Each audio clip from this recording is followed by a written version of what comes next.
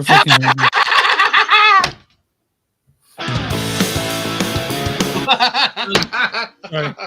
All right, people who are just in and then they're streaming and watching already. We got a guest tonight, of course, Mark, our buddy, the guy that goes pays all our bills. He is our rich millionaire from Florida that loves going to Disneyland and loves fucking Goofy. Disney World. Oh, it's Disney World. You're right, not Disneyland. I'm sorry. That's like saying I don't know. It's like saying Bob Dylan's music. Anyway. How about I'm the guy that's going to Pantera in a few weeks? Oh. It's a show by Chris and Neil with all great movies. They are the real deal. We watch them all, so you don't have to. It's movies that don't suck and some that do. Ladies and gentlemen, boys and girls, listeners of all ages, welcome to a new episode of Movies That Don't Suck and Some Do. My name is Neil. And I'm Chris. And today we are joined by a third, and he's not a turd. He is a man with a plan. He is the one. He is our unforgotten son, the one, the only, from W2Mnet.com, the one and only Mark Roderick. For the first time in 3 years, I'm in a threesome I want to be in. Oh, that's nice. Don't you hate it when you wake up in threesomes that you just did not want to be in? Can I tell you, if I had a nickel for every threesome I didn't want to be in since the year of our Lord 2022, I wouldn't be in debt right now. Oh my gosh! Now, before we even talk about the movies, wait a minute. You jumped on. You said, "Are you going to Pantera?" Yeah. So the fake Pantera. In between, yeah, it's not the fake Pantera. 2 of the members are dead. These things happen. Get over it. So Pantera is doing off-date tours with Pantera Light, with Lamb of God, and then whatever band they pulled from their label. In between opening up for Metallica on their 2-day M2 World Tour deal. So the first leg they didn't come anywhere near Tampa, and I was a sad panda.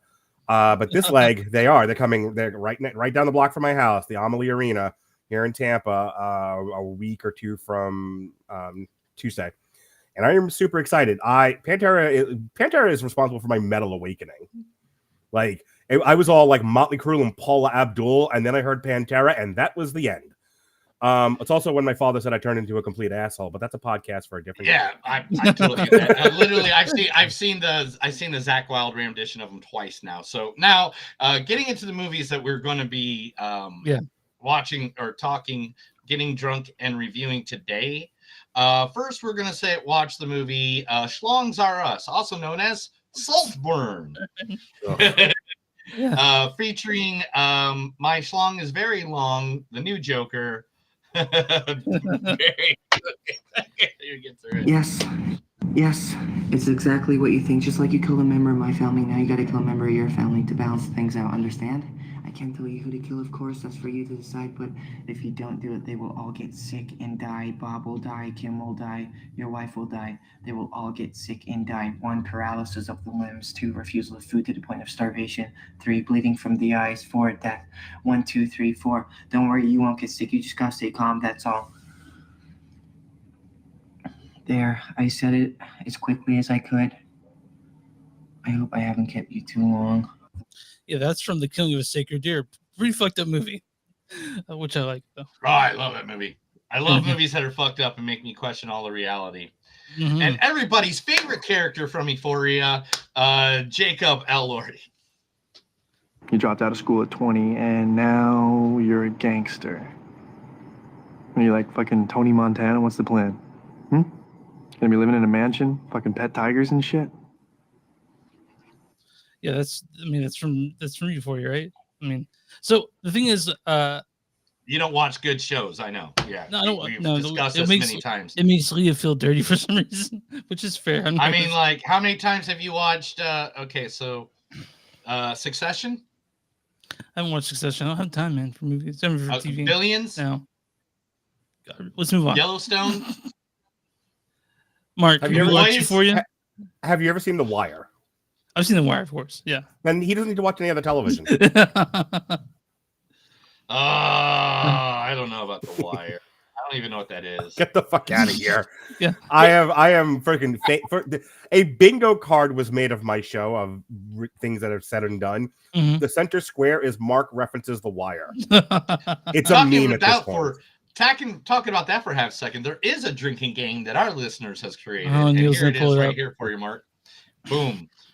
Oh, you mispronounce it? I mispronounce stuff too and get called out by my genius partner, Robert Winsberg. I know. Chris mentions crying in a movie. Okay. Kansas City, Tulsa are landmarks of cities mentioned. That sounds about right. I mean, Yeah. Jesus Christ, I swear constantly. Yeah, so do I. That's why I do podcasts, not actual radio. Either mentions their ex-wives. Either mentions their wives. Do ex-wives count? Ooh. Either mention taking notes. Neil mentions wrestling. Of course. That's the other. Yeah, if we're not referencing The Wire, we're doing wrestling references. Yeah. Yeah, I this don't is know all what fun. you're talking about, brother. Cup of coffee in the morning. And then finish your drink if Neil admits to crying to a movie or Chris mutters something you can't understand. Which usually happens is all the time. when Chris drinks Oh, yeah. a lot. But anyway, continuing in this movie, the Rosamund Pike. Does it sting more because I'm a woman? That you got so soundly beaten in there by someone with a vagina? Having a penis doesn't automatically make you more scary to me. Just the opposite. You may be a man, but if you ever threaten, touch, or spit on me again, I will grab your dick and balls and I will rip them clean off. You understand? I'll tell your mom you send your best. That's from my Carol. I had two like amnesia, dementia, old man moments during Saltburn. One was trying to remember what movie I know Rosamund Pike from, and it's from the Netflix movie. I care a lot. Yeah, We Care a Lot, Jack which we covered when we started doing Netflix movies and Oscar bait. It was only Jack Reacher I remembered her from. You don't remember from I have not seen any of the Jack Reacher movies nor the show. Oh, yeah. The other one was I love Jack I knew Reacher. that I knew that What's Her Face, the Me Too gal, got nominated for a Best Actress, and I thought it was for Saltburn. I think Carey Mulligan, and in my brain it was for this. And I'm watching her in the two scenes she's in. I'm like, how the fuck did Carey Mulligan get nominated for this? And then I'm like, my old man brain finally woke up. I'm like, no, dummy, it was Maestro. I'm like, oh, that makes more sense. That makes sense. All right, and then finally, in this movie, Chris, help me with the last name. It's Archie. Oh god, I didn't look at it. Archie Maduki. Archie Maduki. Dad, you remember this day? You took this of me when I was 5. All I've wanted to do since then is be a racer.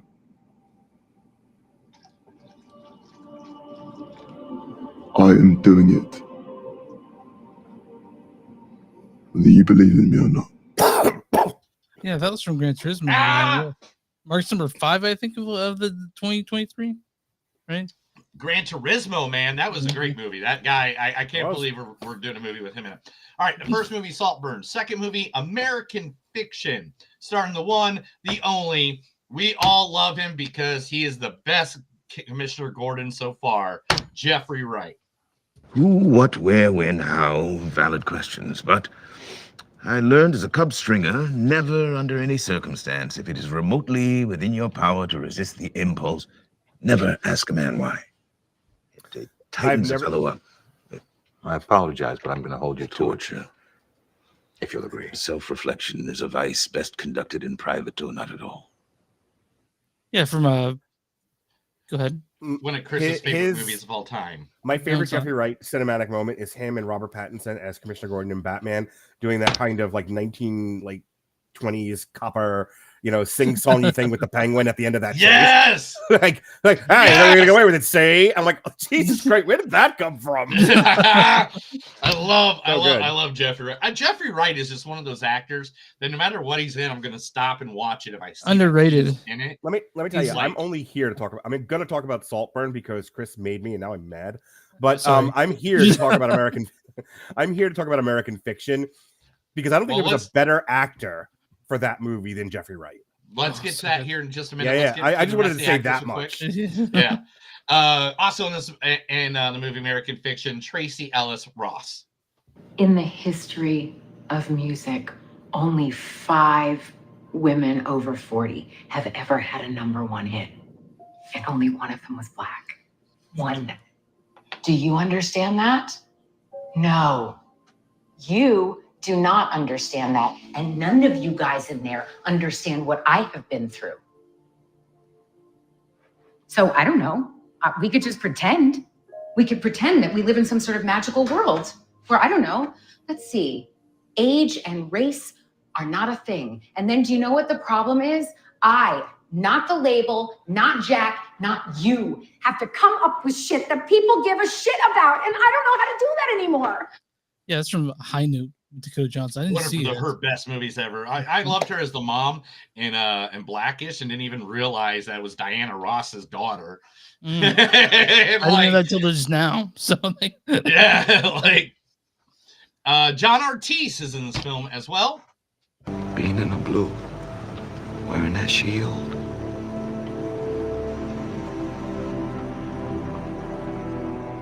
The pride that I felt. Fucking glory.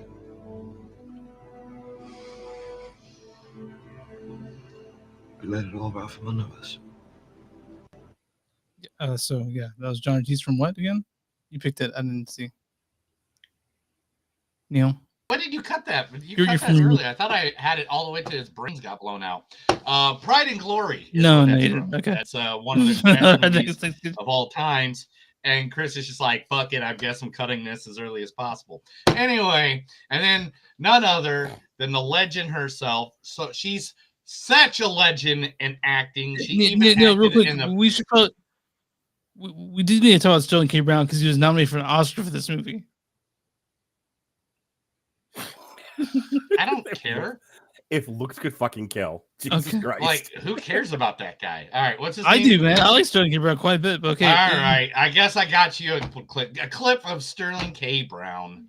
It wasn't luck. Yes, it was. You got lucky at every turn. No, I knew exactly where I was driving. I left my phone in the office on purpose. I was in a surgical suite by design, and I didn't use some glass award that any idiot would clearly see was missing. I made a rod out of a special dental polymer, killed him with it, then melted it back down. It's already in the patient's mouth, son.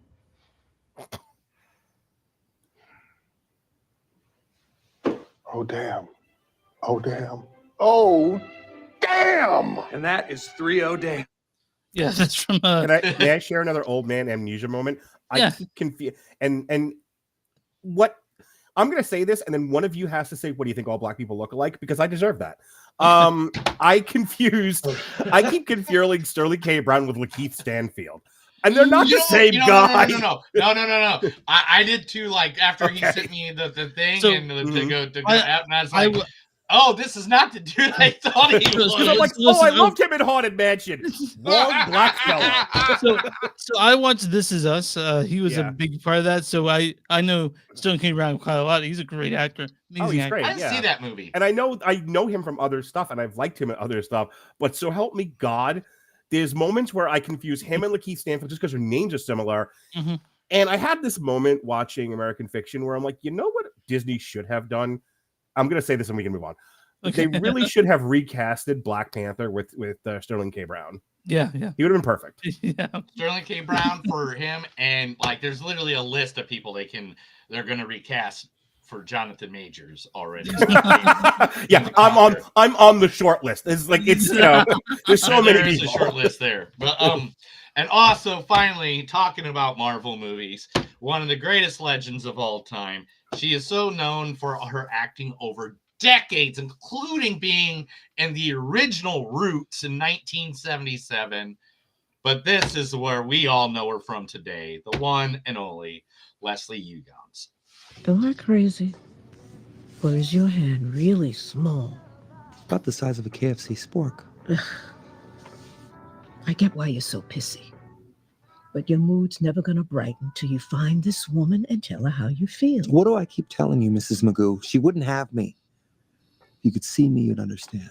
Looks on everything. Looks are everything. You ever heard David Beckham speak? It's like he mouth sexed a can of helium. Think Ryan Reynolds got this far on his superior acting method? Love is blind, Wade. No. You're blind. So you're just gonna lie there and whimper? No, I'm gonna wait till this arm plows through puberty, and then I'm gonna come up with a whole new Christmas Day plan. Yeah, from Deadpool 2. So Deadpool. That's Deadpool 1, bro. That's not Deadpool. Oh, is that one? Whatever. I mean, really. It's okay. You only watch movies for fun, I guess. That's why I watch them for. Okay. All right. Chris, tell them where they can find us. You can find us on moviesonso.net, where Facebook, facebook.com/moviesonso podcast, where w2mnet.com, www.2mmoviesnet.com. You'll find us there along with a bunch of other great ones. We're also on Instagram at NTS Podcast, we're on X NTS Podcast. We're on Patreon, patreon.com/suck. Give us money so Neil can have value meal with Wendy's. Also, go to bonfire.com/moviesonsuck. Something to do. You'll find our shirts there along with a bunch of other stuff Neil's made. And wherever you find podcasts from Movies Don't Suck, please subscribe. Neil? Today we are going to be advertising yet another local another local business. Yes, the comedy club my wife just left me for. That's right, the Bricktown, the Bricktown Comedy Club Tulsa. Yes, the Brick Comedy Club Tulsa. Why is things are going slow when there's three of us on here? I'm just saying. Just want you guys all to know that. But the Bricktown Comedy Club Tulsa is all the above. They are bringing the laughs right here to Tulsa because Tulsa just got funnier because of Bricktown. You can find them at the location of 5982 South Yale Avenue in Tulsa. You can go to their website, bricktowncomedy.com. They got people like Taylor Williamson, Bruce coming up. In fact, my friend Kenny, who listens to the podcast, he was just us the other day and met Mr. Jason Mewes. You know, I met Kevin. He's like, I met Jason Mewes. And I was like, I met Kevin Smith. And he's like, did you forget that Kevin Smith married me and my wife? And I was like, yes, I did. Anyway, it was a great conversation. So Bricktown Comedy Club, come here. It is one of the brand new, it only opened up right after the pandemic. It is one of the brand new spots to go to in Tulsa. So Bricktown Comedy Club, again, that's bricktowncomedyclub.com right here in the good old Tulsa, Oklahoma, also known as the city that smokes more weed than all of the state of California. All right, Mark, why don't you tell me about your website real quick and your other podcasts? We are w2mnet.com. That is the landing page for all of our podcasts. All of my stuff is Rattledge and Broadcasting Network. So if you're doing traditional audio, Apple Podcasts, Spotify, etc., just type in Rattledge. It's right there, RADULICH, and you will find my stuff. The last couple of things we did were a lot of TV this week. We did Sons of Anarchy Season 1. We did Disenchantment Season 5. Yesterday I took my son to Dune. Tonight we are reviewing Street Fighter, The Legend of Chun-Li, and Mortal Kombat Annihilation. Because we are the raccoons of podcasting. We just dig in the trash. Yeah, I know. And then the last thing in Hollywood is actually Beekeeper, right? Yes, and the last Damn You Hollywood we did is we haven't done Beekeeper yet. That's definitely going to get some Oscar nominations next year. I've seen it, so that's all. I love the Beekeeper. I praised it a lot. Everybody's giving me nothing but mad love for Beekeeper. I gotta see this fucking movie. We do not trash. On Monday we're going to be reviewing. We're taking a week off from Damn You Hollywood to look at some Oscar stuff. Looking at Past Lives, The Holdovers. So I'm finally gonna get to The Holdovers. Finally. And what was the other one? Past Lives, The Maestro. Yes, Maestro and The Holdovers. Yeah. So check that out. If you want to see our pretty faces, and why wouldn't you? Why wouldn't you want to sit all this in? We are on YouTube at w2mnet.com, Twitch, w2mnet.com. My Instagram is all Mark Rattledge, but especially if you're like, I don't have an attention span for fucking a 2-hour podcast, bro. Fine. 10-minute clips. They're all on my TikTok at Mark Rattledge on TikTok. Right there in the box. Right there. The box. Right. Look at my box. You'll Mark's see my name. all about you clicking his box. Yeah, please touch my box. You guys wanted to get to Saltburn? Let's do it. No, dude, we just want to sit here and talk forever. I wish we could. In fact, before we even get started in the movies, Mark, who's your pick for the Royal Rumble? Oh my god. So I saw a thing that said it was the WrestleMania is Roman Reigns versus The Rock, CM Punk versus Cody Rhodes. Oh, Cody! Quick aside. Ever since Seth injured himself, more than likely now. Oh no, now I'm hearing it's Seth versus Gunther is the third match. Seth injured his knee, dude. It's completely out. Is he done? Do they have to now take the title off him and everything? He's gonna probably have to get his title taken off of him. Oh Believe me, I know. I'm gonna be there, 13th row, and I am very, very like, what is my match is gonna be? But anyway, not that long ago, I took a girl out for karaoke, and one of the guys did Cody Rhodes' theme song, and I'm literally talking to this girl. You know, first date and everything was a blind date, and midway through conversation, you did the whoa, didn't you? I'm going, Cody! Yeah. I'm like, so let me tell you about the last 2 years. Cody! Like, and she's just like, are you all right? I'm like, I can't not yell Cody like that. Yeah. Anyway, you gotta do the whoa. The whoa. Anyway. Adrenalized can't. Sorry. I don't know. I'm gonna go with CM Punk because that's. Hey, and how do you annoy Chris more than anything in the world? You talk about wrestling. Let's talk about the first. Okay, fine. Saltburn, directed by Emma Fennell, she directed Promising Young Woman. You guys remember that? It's just a Midge and Barbie. Boo! Promising Young Woman. Boo! Oh, I like that. This was Barry Keoghan as Oliver Quick. Yes, it's exactly what you think. Just like you killed a member of my family, now you gotta kill a member of your family. Also, Jacob Elordi is Felix Catton. You dropped out of school at 20, and now you're a gangster. Also, Rosamund Pike as Elsbeth Catton. Does it sting more because I'm a woman? Also, Archie Maduki as Farley Start. Dad, you remember this day? Also stars Richard Grant as Sir James Cotton. Sally Stonewall as Annabelle. Will Gibson as Jake. Neil wants to read the storyline for Saltburn. For what?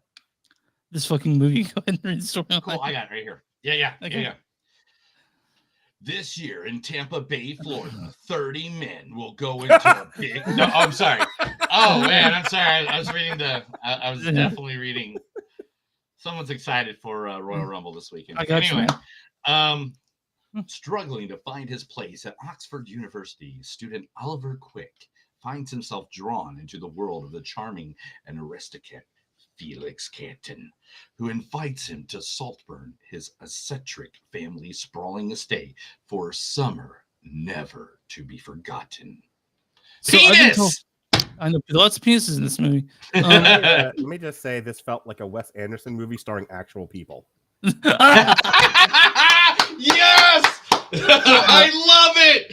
I've been trying to grasp what it was my whole time, and you just spelled it right there. What I'm here for. So Gen Z really loves this movie. I don't know why. Oh, go fuck these people. That I could. 2007 or 2006 when this took place, and I was 20 during then, so I recognized all the music and like MGMT and stuff. But the movie itself, it's trying to be shocking when it's really just look kind at of my penis. Yeah, there's lots of it. One of my friends said, let me see if without having to look at my phone, I'm going to see if I can quote him. Mm-hmm. He was like, this movie feels like what a poor person thinks rich people act like. Yes, that's a good one. That's a good way to explain. That's a great way to explain. This is shock for shock's sake. This is meandering, unwieldy. I don't like movies where there's no rooting interest in anyone I'm watching, so I'm just watching shitty people be shitty until the movie is over. And it's what the strange thing is about, like when you said shock for shock shake, there's a lot of that, and I can tell when there's shock and when there's sort of value. I can tell shock for shock shake, and then starts for art's sake, and I think there's a little bit of that, but mostly shock for shock's sake. Like in the things that were supposed to be shocking, they were. I'm just like my face was just like, okay. I like the cinematography. I mean, the aesthetic. I enjoyed.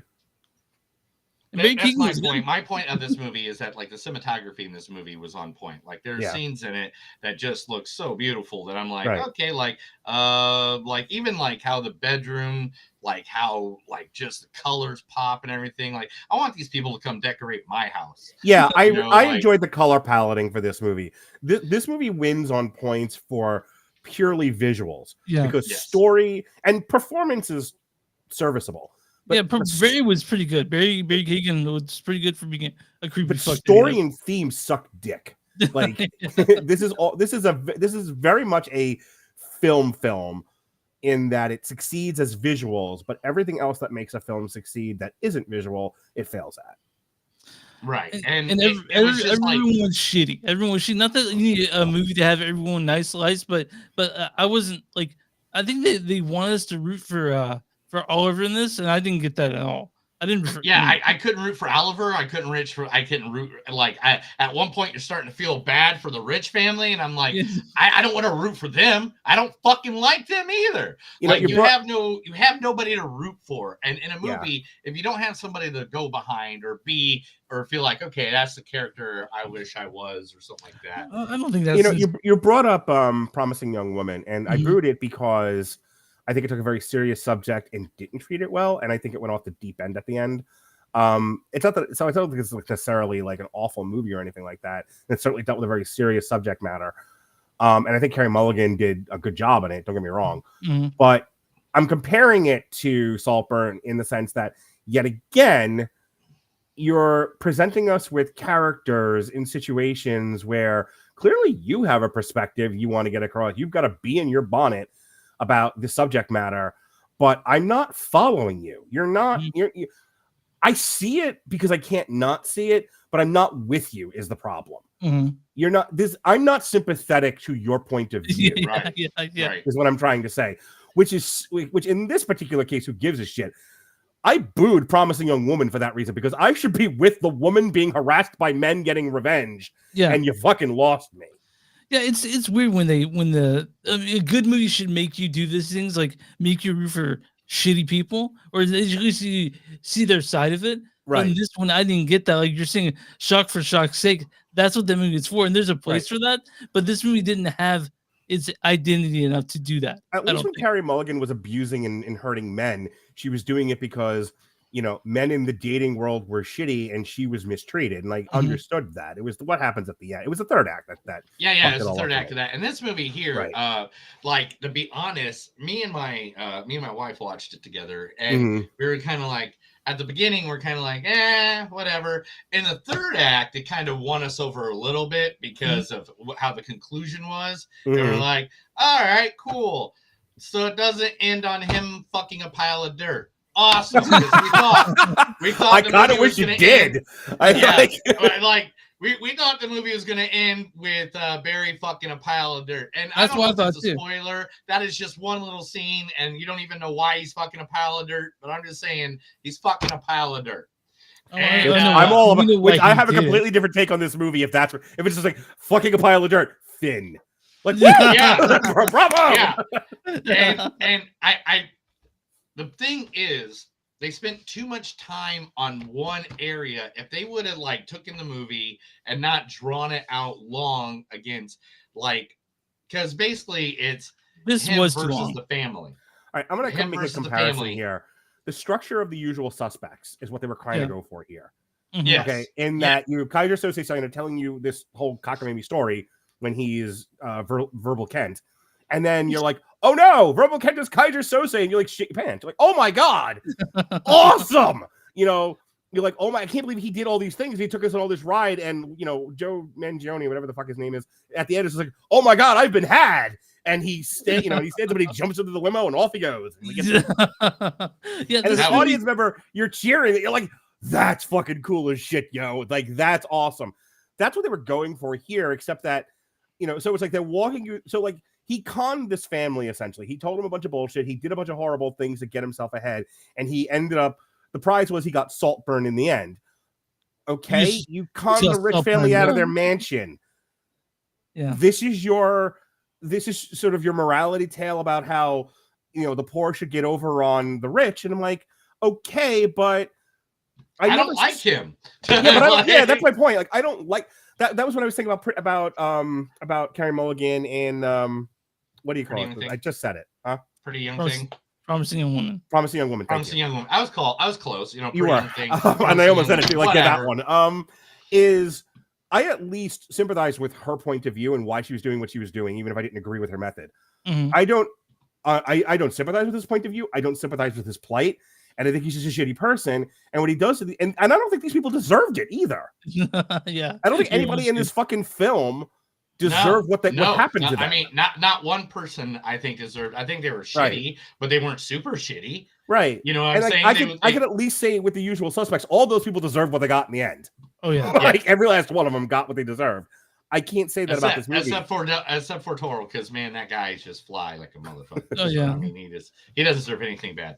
But all right, at that point, Chris, what do you give this movie? Oh, mine's like 3.4, 3.5 out of 5. Because like I said, out of 5. Yeah, probably. I mean, it was okay, but I'm not sure why everyone's jizzing their pants over it. You know? Yeah. Yeah. Mark, if people are jizzing in their pants over it, it's because collectively we're dumb, and we get impressed by jingling keys and bright colors. And Drake King is kind of big pick dick or whatever. Yeah. I'm guessing people don't watch a lot of art. I'm gonna give it a 5, but here's why. The stuff that works exceeding. No, oh God, no! I know you're doing this out of 10. Oh, no, a 5 out of 5. We got a 5 here, bro. I was like, Jesus. I was like, you think this is a perfect 10? movie? Oh my God, I loved it. 2.5. Oh wow. 5. Oh, that's a movie that suck. You're giving it an STD. Yeah, something to do. I don't know your rules. Sorry. Oh, something to do. And that's something to do. Something to do. It's not like it doesn't change the world. It doesn't make anything feel good. This is kind of the movie. Just drink a beer. Something to do. So movies that don't suck and something to do. This is something to do. So STD tag. That's what we. Yeah. Okay. My point is, it's halfway. It's mid, because what works really really well. Mm-hmm. Cinematography, color paletting, the architecture of the house, all of the visual stuff works. All of the non-visual stuff doesn't work. So that's to me a 50%. Okay, that's fair. That's very fair. Very fair. I'm not at 3.5. Fuck that. I'm not at a 2.5. I don't think it deserves that low. Because guess what? I saw the Joker's dick. And that's enough to give it at least a 3.1. Okay. I've never seen any of the Joker's dick before. I've never seen Jack Nicholson's dick. I've never seen Heath Ledger's dick. What He's the Joker in the Batman. That's going to be in the Batman 2. Yeah. He's the voice that's talking to Riddler. That's a general for me. I don't want there to be a Batman 2. It was very much like, oh my God, this was perfect. It made me feel young, like when the world was new. Please stop doing this now, which is exactly how I felt about Joker. Keep going. Anyway. All right. So I'm on RottenTomatoes.com right now. I will give Neil. Neil tries to guess the audience in the grade score. Neil, what is the audience score for Saltburn? Get the guess. Man, I'm gonna definitely have to go with. I think the audience gave this. Man, everybody's in sucking dick on this one. I think they're gonna at least give it a 78%. You're really close, 79. Yeah, damn, why I can't get right on again. I haven't been right on the number in like almost a year, and it sucks. Usually I'm like 1 point off all the time. Here's what the audience says. It says Saltburn is really intense and the cast does a terrific job, but if you're easily grossed out or offended, this probably isn't the movie for you. Whatever. If you're grossed out or offended by this movie, you're a fucking limp dick pansy pussy. I know. What a pussy. Good God. Go live. Yeah. Go live a little bit, really? There's a penis! There's a penis in that movie! Oh my God! For fuck's sake, punch a boob. Like she's on the period! Oh my God! You're not fucking a girl on her period. You're not a real man. Does Mark Radulich on talk? Neil, what is the critic score for Saltburn? The critic score is, since again the critics have been really all up on this, like it's the greatest thing since sliced bread. Let's go for 91%. 71%. Damn, they went lower than the audience. What was the critics? Emerald Fennell's candy coated and decisive Saltburn is debauched jolt to the senses that will be invigorating for most. Whatever. This is Saltburn. I sat through 3 seasons of Legion. Go fuck yourself. So here I'm doing a good review and a bad review. This is from Rex Reed of the Observer. He gave it 4 out of 4. He says Power Barry Keegan's center ring performance cannot be adequately overpraised. This is the guy this is the same guy gave 1 to 4 things. So fuck him. Then this is Ty Burr from Ty Burr's watch list. He says there's photograph for satire here, but that would require a scalpel. and Fennell wields a blunt hatchet. So blunt something. Yeah, blunt something from. So that was Saul Blunt. But if you guys want to see this, it's on Amazon Prime. If that feels like something you watch, all of us here weren't that impressed. There's penis. There's penis. If you really want to see Barry Keoghan's penis flop about, that was a very Family Guy. People watched Sliver to see freaking Sharon Stone naked for a second time. Like, come on, seriously. Let me say that ending, like, for the first 2 or 3 minutes that he's running around the house naked, I'm like, the bad guy won in the end. That wasn't that fun. Oh, look, his penis. Okay, roll. Oh, we're still going with this. 20 minutes later, he's still running through the fucking house. Like, dude, like that was overindulgent. Yeah. But Neil's been talking about way more than I thought he. Like, I thought I'd be the one talking about more. Neil's bringing up more. But it's time for news. This is the Movies Don't Suck and Some of Them News. I'm going to read stuff to Chris because he's Amish and doesn't know how to read his device. I'm the one doing these fucking sound bites, dude. I know. That's why it's funny, Chris. It's not real. God damn it. How many times do I got to tell you this? All right, let's get it over with. The Little Gold Man has been nominated. All the nominees are out there, and everybody's pissed because every year they got to be pissed about something. Guys, are they okay to be pissed? Did you see Whoopi Goldberg's comment on this? Whoopi Goldberg, I'm voting for her for president. She fucking nailed it, man. Whoopi Goldberg's comment about there is no such thing as an Oscar snub. Sometimes you don't get everything you think you deserve in life. Like, bravo, Damn. Whoopi rules. So yeah, as an ally of the Black community. No, sorry, go ahead. We're all allies here. So super pissed that Greta Gerwig didn't nominate for Best Director and that Margot Robbie didn't get nominated for Best Actress. I hadn't seen the other ones that are nominated, so I can't really speak to that.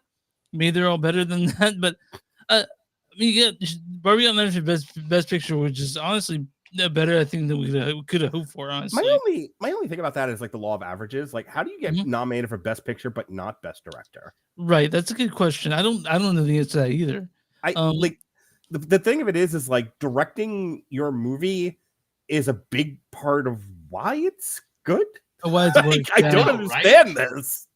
So it's like, when I saw that, because I didn't even notice, I didn't look at, since we focus so much on what the Best Picture nominees are, I only paid attention to that.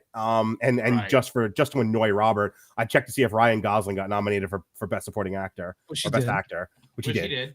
And I made sure to rub Robert's nose in it. But do you love Ryan Gosling like I do? What now? Does he hate Ryan Gosling? Robert hates everything. I love Ryan Gosling. Yeah, he definitely was just like, Ryan, having not seen Barbie, so he'd be an expert in the matter. He was like, no, Ryan Gosling shouldn't get nominated for Ken. And I'm like, you need to see the movie and be open about it. But anyway, so I didn't look to see what the other nominees were, so I just looked at Best Picture. And I'm like, okay, there's not a lot of surprises here. I knew Barbie and Oppenheimer were going to be on there.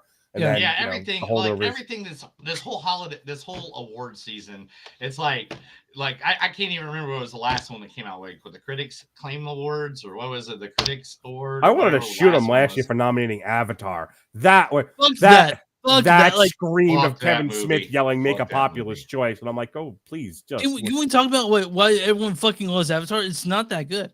It's not. Yeah. Like, look, you want to talk about like cinematography, you want to talk about visual effects, nominated all day long. Yeah. Best Picture? Are you out of your mind? Yeah, fucking crazy. And I'm like, whose dick did James Cameron suck to get this? Because even when he talks about it, you can see him auto-flating himself the whole time, like, I'm the shit. And I'm like, what the fuck, man? Like, it's not that good. It's fun goalie. That's what it is. I get that, like, Avatar. I get that there's 10 Best Pictures. You can't have 10 Best Directors. It's just weird. And that's my only argument with Barbie. Like, if it made the Best Picture list, why wouldn't Greta Gerwig get Best Director? I'm sorry, honestly, Barbie's one of the top 5 movies in there. It's up there. It's better than Past Lives, which I give Past Lives. Past Lives. I don't even know why I got nominated for Best Picture. I just watched it today. Right. I don't even understand. Movie, right? Another thing we got to talk about too about the Oscars is that for the first time ever, a director has been nominated for the 10th time a live director has been nominated for a 10th time, Mr. Martin Scorsese has surpassed Steven Spielberg as the most nominated director of all time. Does Martin deserve it? Yeah, absolutely. Yeah, sure. Look, Martin, when we reviewed Killers of the Flower Moon, we went through his entire filmography. He's got more hits than misses.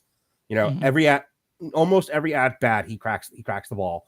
Why wouldn't you nominate him? I think pissing on Martin Scorsese, you're either one of these child Marvel deadites that, you know, the man said something unkind about Marvel, which he was in every right to, and got way taken out of context. And you're a crybaby and can't get over it. That's half of them. The other half, like, don't appreciate the art that he puts out. And I'm not going to apologize for either one of those groups of people. I think they're both terrible. Martin Scorsese, Martin Scorsese is one of the best filmmakers in my nigh on 50 years of being on this planet, and he deserves all the flowers he gets. I'll fucking fight people who tell me otherwise. Yeah, I mean, he is a master, and it's you can't watch movies and not know that. You know what I mean? Like just the craft of it. So he's nominated. If he wins, I'm not gonna be pissed. You know, at all. No, neither do I. All right, so moving on. Jacob Elordi was actually one of the better parts of Saltburn. If we say he was one so of the better. He was so dreamy. Well, now he's going to be ugly as fuck because Del Toro just made him his Frankenstein. In the new Bride of Frankenstein movie, Del Toro is going to be making him into the most hideous looking fucking creature on earth. Way to go. You know, he was the last Saturday, I guess when this comes out will be the Saturday before. Last Saturday, he was the host of SNL, and I had no fucking clue who he was. And that's why I had to look him up, and that's why I found out about I still don't. You don't know who Jacob Elordi is? I keep thinking you're saying Lordi, them heavy metal band. I am.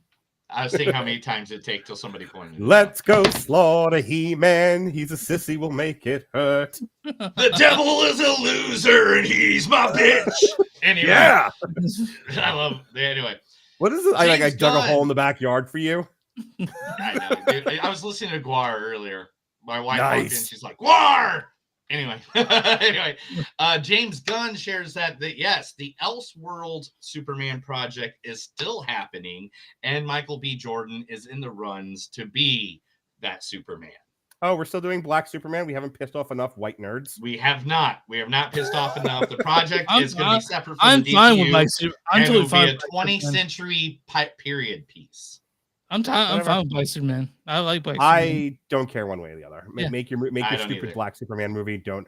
And for anyone listening to this, it's like, does he not know there was a Black Superman? I'm well aware of that, and I still don't care. I don't care. We know pretty much all that happened in all the nerdoms.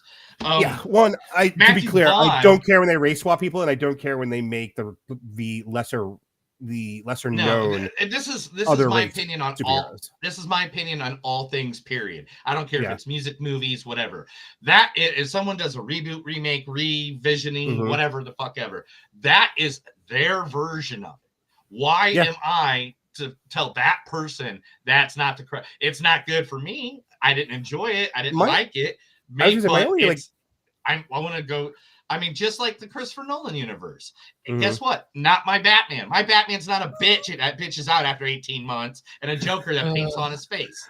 My only comment about this is, like, I don't care. I'll go see it, but I go see lots of things. Someone got me to watch Saltburn today. I don't know why they hate me. But anyway, moving on. The point I was trying to make is, who the fuck do they think is going to go see Black Superman?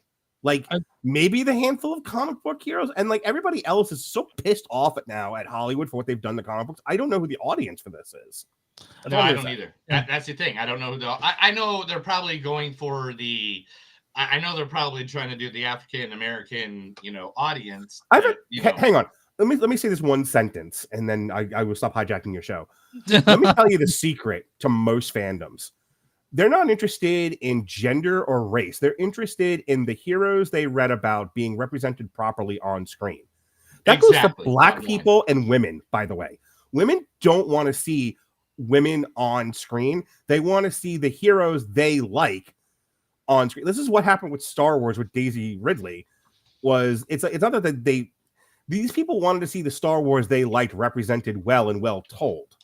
Same thing with comic book heroes. Like, Black people are not necessarily like, we just want to see Black heroes. We want to see heroes. If they happen to be Black Panther being a great example of this, yay, they're happy. That's it. That's all I'm saying is, like, people want to see the stuff they like represented well on screen. They're not as caught up in race and gender as the little Hollywood bubble seems to be, and seems to think everyone else is. I'm off my soapbox. Well, the problem is now, Matt. Now it's just me, not Mark. I'm sorry, not Matt. I'm sorry. I was looking at something else. Yeah, I'm sorry, Mark. Chris has gone away, and Chris records everything. So if Chris isn't here, we don't have. So that whole conversation you just said is not. Well, he'll go and get this video and re-record it. So we got to wait for him to jump back on. So, but jumping on your point, though, I want to talk about that for half a second then, since we got a few viewers and Chris is not here for some reason and not telling me why. I totally agree. I'm just one of those people that this is why. 1989. Do you remember 1989? I remember 1989. I was 9 years old. I waited for 3.5 hours to get into a movie. 12. And when 12 years old. I was 12. Okay, so you were a couple years older than I am. And so then, yeah, it's okay. So then when I got into this wonderful movie known as Batman, you know, I walked out. Batman story again? Goddamn. All right. Oh God! Shut up, Chris! Don't you're gonna make him hit you. Please, Neil. He didn't say anything. He didn't mean it. Go ahead. You know, Chris. Just because I don't live in Kansas City doesn't mean I don't have friends that won't come over and bust your kneecaps in Kansas. I love you, pal. Anyway, so like it was just the fact that I saw this movie. It was nothing like the comics I read. It was nothing like you know, the blue and gray outfit was the outfit at the time, you know, and it was just like, but then for some reason, I was that young and had a mature attitude to think, but that guy who made the comic didn't make that movie. That's a completely different artist. That's their vision of that. Right. I have to take it like that. But anyway, moving on now. Let's get some more news in really quick. Matthew Vaughn has made it very clear that Kingman 3 is being written as of right now. We are going to get a final sequel before Colin. He's going to have it done and shot in the next 2 years at most. He doesn't want Colin Firth or Taron Egerton to get too old to surpass what he wants for the sequel to happen. I really like the first Kingsman. I really have no thoughts on the other ones. Yeah, God, see the Kingsman prequel with Rasputin sexually assaulting the lead in that movie was fucking hilarious. It was weird. I mean, awful but hilarious.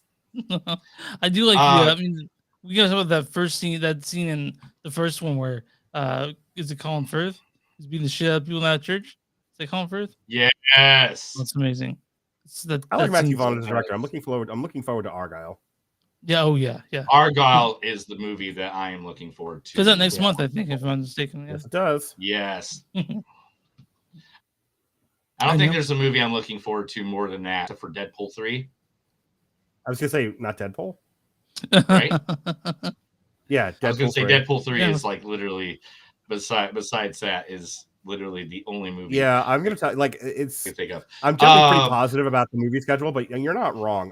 When we looked ahead in our year in review at the year of our Lord 2024, we looked at the landscape of movies. We're like, wow, this is a fucking desolate wasteland.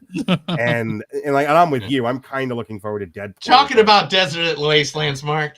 Director and Doug Liman is not going to be participating in South by Southwest screening because he is completely pissed that Amazon is not releasing his new movie, which Mark has already known is going to be one of the greatest movies of the year, Roadhouse. Oh, great. Oh, you mean not putting it in theaters? Not putting it in theaters. Because of that, he is now protesting any kind of media for the movie. He does know no one would have seen it, right? Like no one was going to the theater to see fucking Roadhouse. Like people will watch. I think when Zumbia, whatever the fuck the name of the company is that tracks streams. I think it's going to do really well on Amazon. I did a trailer reaction for it today, which, by the way, my TikTok, the average amount of TikToks that I get, views that I get, is somewhere between 200 and 300. I was at 900 last time I checked for my trailer reaction to Roadhouse. There is an online internet buzz with this thing with Jake Gyllenhaal and Conor McGregor, and I think because no one has to pay for it, it's gonna get streamed. It's gonna get watched. It's gonna be a huge internet success. I'm afraid it's going to be White Man Can't Jump quality, and I'm fucking mad at myself as an aside that when we did our best and worst of a few weeks ago, I didn't mention how bad White Man Can't Jump is. But yeah, I think Roadhouse is going to be awesome. But I'm with Doug Liman. Also coming up in this year, we just got a reminder that guess what? Matthew Vaughn, he's not done with Kick-Ass, and neither are you, because we're getting 3 new movies completely rebooting the complete series. Jesus. Okay. Kick-Ass. Richard Simmons isn't dead, and he told everybody because of Twitter, as he says, he hates that Pauly Shore is going to play him in his biopic. And plays like a comedy, right? Like Pauly Shore. Don't know, man. I mean, it's Pauly Shore. Maybe the guy has drama acts that we don't know. He never got a chance. Was he ever in a drama movie? Does he need a chance? But, Pauly Shore deserves a chance. We loved him enough. We loved him and threw him to the curb in the 80s and 90s. We fucking raped that until there was not a penny left of entertainment out of that poor boy and threw him to the curb like he was shit. Okay, buddy, let's move on. Adam Sandler's most watched animated movie is now getting a sequel. 8 Crazy Nights? Leo is getting a sequel. Since seen that Crazy Nights, but okay. It became the most watched debut of an animated movie on any streaming platform earlier this in 2023, and Leo is now going to become a series of films. Did you see Leo? And no. Okay, I didn't either. Just sorry. You said there's going to be more movies in a TV show, and my brain just quit on me. Here's someone that does deserve what's coming up for him. Originally, Kenya Barris was going to do a single biopic movie of the greatest stand-up comedian of all times, Richard Pryor. Yep. But now it is not going to be a biopic movie. He is making a 10-part episode series. Done. I'm in. The entire TV party tonight. I'm 100% in for fuck yes. Richard Pryor's on my Mount Rushmore of comedians. Oh, he's my favorite comedian. He's not even on, like, even if I was to do a Mount Rushmore, his would have to be the head that's a little bit higher than everybody else's, because Richard Pryor figured out how to do it way better. Richard Pryor's right up there with Carlin, Sam Kinison, and Lenny Andrew Dice Clay for me. He's fucking brilliant. Lenny Bruce, Robin Williams, Andrew Dice Clay, like literally on the, oh man. It's all my son's like a big fan of stand-up comedy, and he like writes bits. I put him on TikTok. I've actually played for him Richard Pryor. I have to find select Richard Pryor bits, but like he's one of those guys I kind of point to, him and Robin Williams. I kind of point to him for my son and go, do what they're doing. See how they tell jokes? Do that. I fucking love Richard Pryor so much. He's the GOAT. He's the GOAT. All right, Cliffhanger's director is concerned that the sequel is going to use way too much CGI. I wonder why. Are you shitting me? They're doing a 90-year-old man shouldn't be on a fucking mountain. They're doing a sequel that we didn't get all we needed out of the first Cliffhanger? No, I guess not. I guess we need a 90-year-old Sylvester Stallone. Hey, I'll go up the field and get it. You know? Here comes the Tulsa King. The Tulsa King. The Tulsa King is not done with the mountain. I don't want to live on this planet anymore. It's just seeing him take his shirt off and like now it's just kind of the grossest thing I've ever seen. Look at those weird old man things that are popping out. It looks like it's supposed to go down, but it doesn't, and it's weird. Anyway, look, in my youth, I look like Brock Lesnar, but age catches up to us all, and now I look like I know. You should see me back in my Hulk Hogan days. All right, last but not least, guys, we got the 100% certification that this past week that one of the greatest characters in all of film history is returning to the big screen. You know him, you love him, everybody wants to be with him, the one and only. That's right. Slimer is coming back to the world of cinema. I mean, God damn it, really, guys? listen. Am I the only one excited about Slimer? I'm half like trying to shut up so we can get through this segment, and half don't give a fuck. All right, that's the end of the news. That was the Movies of the Second Son news. Mark just now realized he hates us.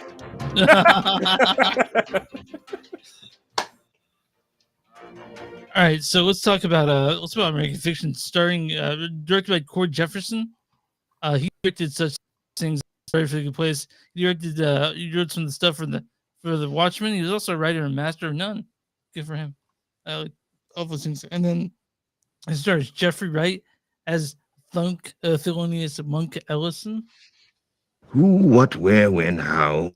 Also, Tracy Ellis Ross as Lisa Ellison. In the history of music, only 5 women over 40 have ever had a #1 hit. This also stars John Ortiz as Arthur. Being in the blue. Eric Alexander as Coraline. Leslie Uggams as Agnes Ellison. Am I crazy? Or is your hand really small? Also, Sterling K. Brown as Clifford Ellison. It wasn't luck. Yes, it was. You got lucky at every turn. No, I knew exactly where I was driving. Also, the stars Adam Brody as Wiley Valaspino. Issa Rae is Centaur Golden. Fuck, where was I? We'll do Myra Lucretia Taylor as Lorraine and Raymond Anthony Thomas as Maynard. You know, what's your storyline for this movie, American Fiction? Cord Jefferson's hilarious directorial debut confronts our culture's obsession with reducing people to outrageous stereotypes. Jeffrey Wright stars as Monk, a frustrated novelist who's fed up with the establishment profiting from black entertainment that relies on tired and offensive tropes. To prove his point, Monk uses a pen name to write his own outlandish black book, him into the heart of hypocrisy and the madness he claims to disdain. I really fucking love this movie. This movie sucked. I loved it. This is the worst movie I ever saw. It made no sense. It was literally bullshit after bullshit. And you'll stop fucking around. I know you love this movie. I totally fucking I love this fucking movie. This is what I love. I'm gonna say this point, and then you guys jump in and do what you do. I was at the movie theater. These 2 fucking douchebag dudes sat right in front of me, right? And I mean, talking college douchebag guys that are just like, as soon as the MGM studio, that lion came up on the screen, they're still, and I had to use my big man voice to be like, hey, shut the fuck up! Movie started! Like that voice, right? And so then they're kind of quiet, and then they laughed at points where we were laughing, but then I could see that the intelligent parts, like what was the one joke that really stood out? When there's like, oh, we're here because we want to, we all voted for this because we're listening to black voices, and the voices are not listening to other black people in the room. And I was like, so. They didn't laugh at that because they didn't get the smart jokes. They didn't get the intelligent jokes. And I was like, oh, so this movie works on different levels. If you're a smart person, you catch the smart jokes. And if you're a dumb douchebag college boy, you get the funny, dumb sense of humor. So it works on multiple levels with multiple. What I really liked about it is one of those movies that made you look at yourself while you're watching it. As white, as 3 white middle-aged men. They're all don't presume to know my race. I'm transracial.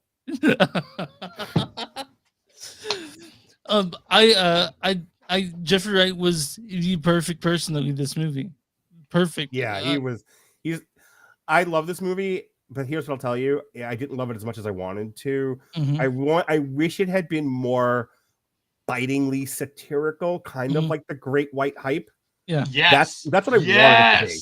Oh, it's a that's little a great more way to put that. Yeah, it's a little more subdued and subtle than I was hoping it would be based on the trailer.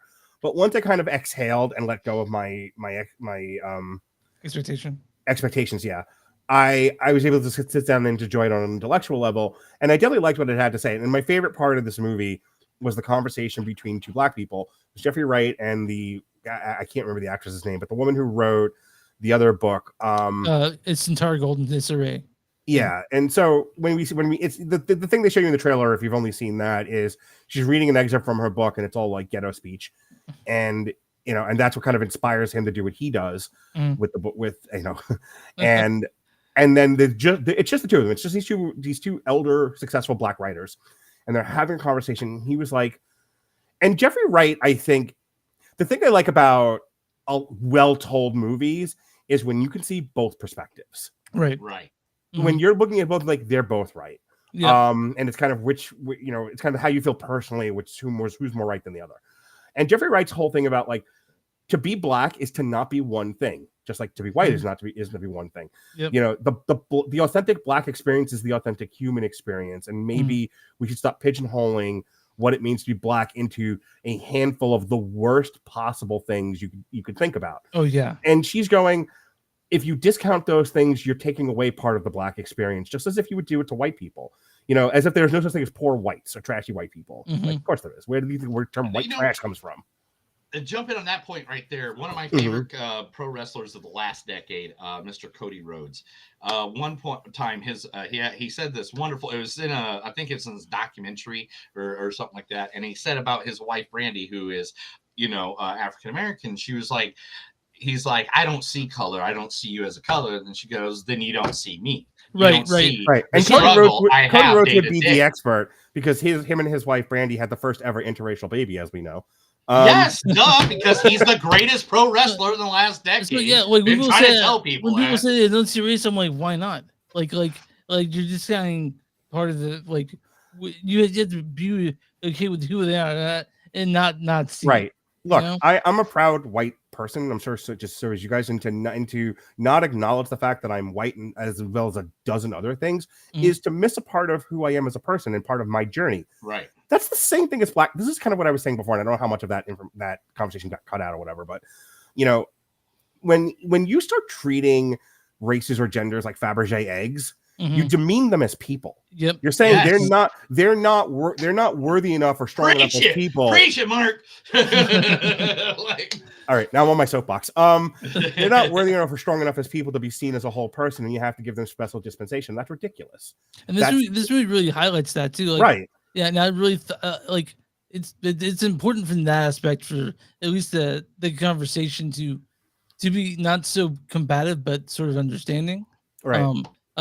And I honestly, and it seemed like the thing I love about this movie too is the fact that it was saying like, hey, just because somebody's black doesn't mean that they're this. Because someone's white doesn't mean that they're this. Not because it like every single person is completely different and nobody lives like to act the way he had to act by writing that book for his fuck. The book is called Fuck. Or by pathology. Yeah, either way, whatever you want to call it. For him to act that way is something that he never knows anything. He grew up in a rich house in fucking Boston and they got 2 houses. But I've been looking to move to Boston for the last year, bro. And like literally, do you know how much houses are up fucking there? Yes, bro? $1 zillion, same as New York. I wanted to make this one point because I'm not sure how much longer we're going to do this, but her point about I wrote what the marketplace will accept, which is the point that I was making about Black Superman. Make your movie if you want to make your movie. I'm not saying don't. I'm not even saying people won't see it or won't watch it, but know what your market wants. And if you don't want to write something for the marketplace, that is your purview. And I'm not going to get into a long economical thing about whether or not you'll get money for it. My point is do what you want to do. And some of us are motivated by our hearts and minds and want to make art for art's sake. And we're willing to take the fact that nobody sees or reads or whatever, what we're doing. And some of us are going to do things because we want to make money and kind of figure out how to do that to where we don't completely lose our soul. And some of us are willing to just have no soul about it. And that was what she was trying to say. She was like, I write and sell books. I wrote what the marketplace wants. I'm not taking responsibility for the marketplace. And his thing is like, you're perpetuating the worst stereotypes about Black people. You're not helping. And she was like, it's not my responsibility to help or not help. It's my responsibility to make money and pay bills. Yep. Yes. And I was like, I'm with you, lady. Like, I sympathize with Jeffrey Wright's character and his argument. I truly do. Do I want to see the best parts of the Black experience presented in art? Sure. Why wouldn't I? Yeah. Do I think people are going to buy that? Probably not. And that says a lot about us as a culture than not. This is why the minstrel stuff lasted for as long as it did. But there comes a point where you just can't fight City Hall anymore. Yeah. And, you know, it's funny. A lot of TikTok clips are of the movie 42 with Jackie Robinson. And it's kind of the reverse of what we're saying. But it's like, well, nobody wants Black people to succeed or be where white people are. Okay, but he's a really good baseball player and he puts butts in seats. So we're bringing him in anyway. No, I no longer care that he's Black. I care that he can crack the ball over the fence, and steal bases, and that's the point. Like, you do things. If you're motivated to make money, you're going to do things that make money, and if that means sometimes putting the worst of things out there, so be it. That's the shitty part of human nature, unfortunately. But it's not a whole lot any of us individually can do anything about. We just kind of go with it. Yep. Yeah. The thing I don't get, and I. You know, maybe because I think of things from more of a scientific view on when it comes to race and stuff like that. Like, color is only because that's where the people that of that color or race, you know, like we're starting at the planet against the sun. Like each one of them's pigment was created like or evolved to what it was to fight the sun. So like white people, we were supposed to be in the fucking up cold north. Anywhere else that we're up besides that is not what we're supposed to be at. And so that's why to me, like, and I also grew up in like a very, you know, in South Side, Chicago, Northern Indiana area where it was just every mixture of person. I mean, the family next to us were Hispanic. The family across the road. I grew up in Uniondale, Long Island, in the shadow of the Nassau Coliseum. I was the white kid. Yes, yes, I was All the Black. white Irish kid. My school, it was 95% Black. So I was. There you go. I was one of two white kids. The other one being your twin brother. The other thing I really liked about this movie is the fact that it really does go out of its way to show an array of Black voices and Black personalities, because you have Jeffrey Wright, who is very much a professional and an intellectual and comes across that way. And then you have his brother, who's also a successful person, but you know, I mean, how many times and colloquially he drops the N-bomb. Yeah. And it's like, it's a reminder that this has just become part of, you know, it's like cursing. You know, it just becomes part of our speech pattern. I fucking love Sterling K. I love Cliff out. There he is. Look at that six pack. Oh, look at him. That's an 8-pack. That's an 8-pack. Just Look want at to that. lick his abs. Oh my god, that is an 8-pack. I want to play bluegrass off those abs. I know, goddamn. But saves us some, man. But when I saw he was nominated for Best Supporting Actor, I was like, yeah, because he's probably my favorite part of the movie is Cliff's character or Cliff. Oh, dude, I love that he just shows up randomly and just blow with a bunch of half-naked men. It's just like, oh, cool. I mean, who doesn't want to blow with a bunch of half-naked men? Come on now. And also, I do that all the time. It's like literally what I'm going to go do after I leave here. Does it tackle sort of racist? You also tackles the subject of aging parents, how you take care of them, that sort of thing. So like, that stuff is heartbreaking. And family, just like there's so many things packed in this movie that they handle so delicately and in ways that are kind of funny. It kind of, like you said, heartbreaking. What I struggled with though, Chris, was like, I so wanted this. Like I said, I brought the Great White Hype. Please make fun of our stupid racial problems in this country. Please make fun of the fact that we want the vast majority of us want nothing more than the minstrels to come back. That's it. We just please do Blackface, and it's like, please make fun of that. And it's like, it's a little bit of the movie, but a lot of it is his struggling in this family and this family's like collective trauma. And I love that, but it was one of those things where it's like, you drew me in with the satire of so you want the satire about race, but it really is a lot of family drama. That's like 2/3 of the movie.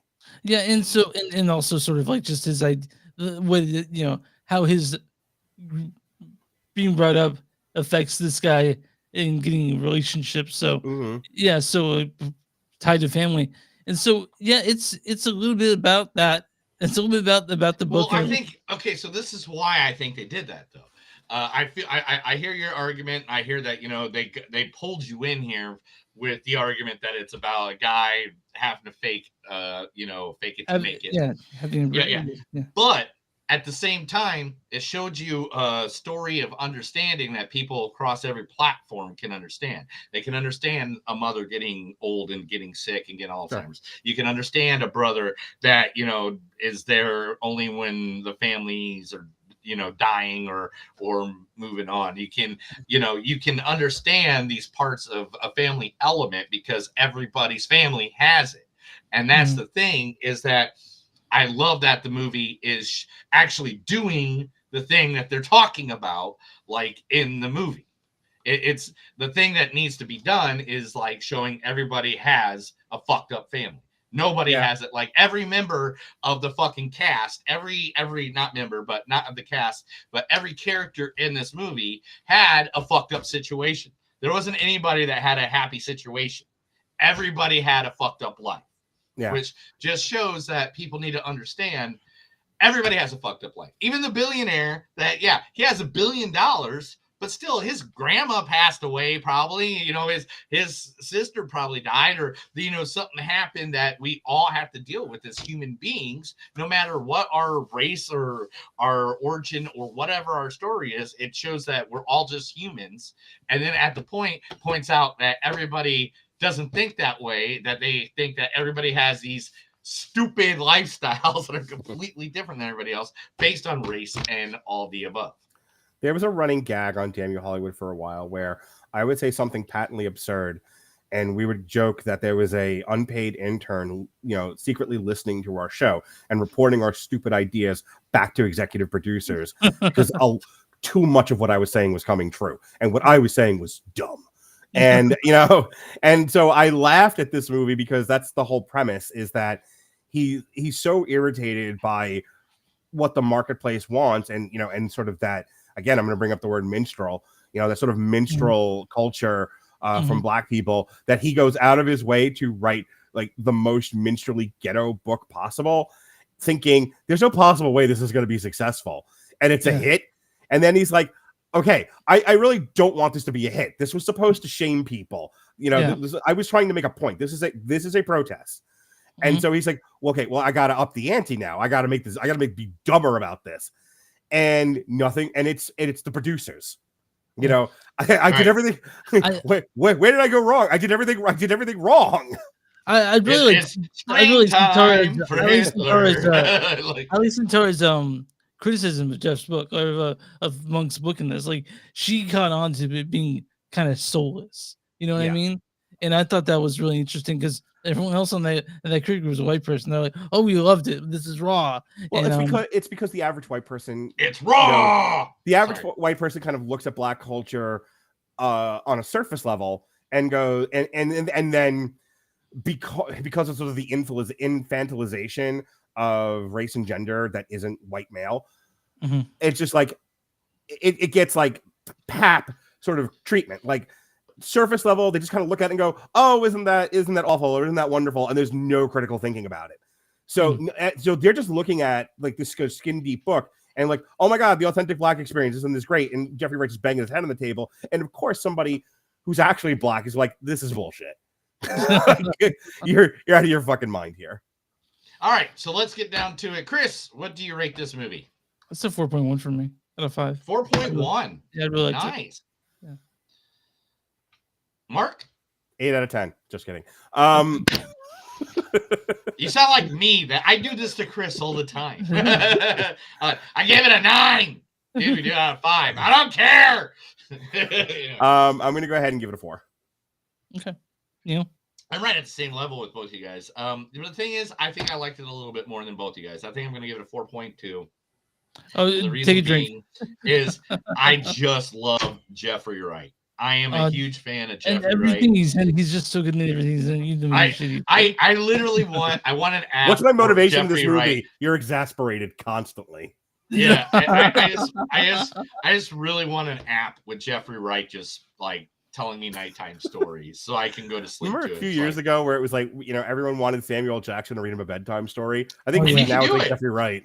Yeah, you can do that. You can go download on the Echo. You can pay 99 cents or something like that, and it turns her voice into Samuel L. Jackson. Awesome. Oh yeah, you can tell him to say his famous word, and he says it over like 37 times different ways. You guys, spoiler favorite word is motherfucker. All right, guys. It's motherfucker. What is the audience score for American Fiction? I'm gonna say the audience score for this movie has to be it matters how many people in Tulsa saw this. Gosh, 81. 96%. Wow. Fuck beans. The audience gave it 96%. Yeah. They say it's smart, funny, and poignant. American Fiction will make you laugh as often as it makes you think. All right. They're not wrong. And this one I can see why I got nominated for Best Picture. Yeah, I can too. What's the audience score the critic score for American Fiction? I'm gonna 96% from the audience. 92. So fucking close, 93. God damn it! I'm 1 point off again. Weirdly, I was thinking 94. Yeah.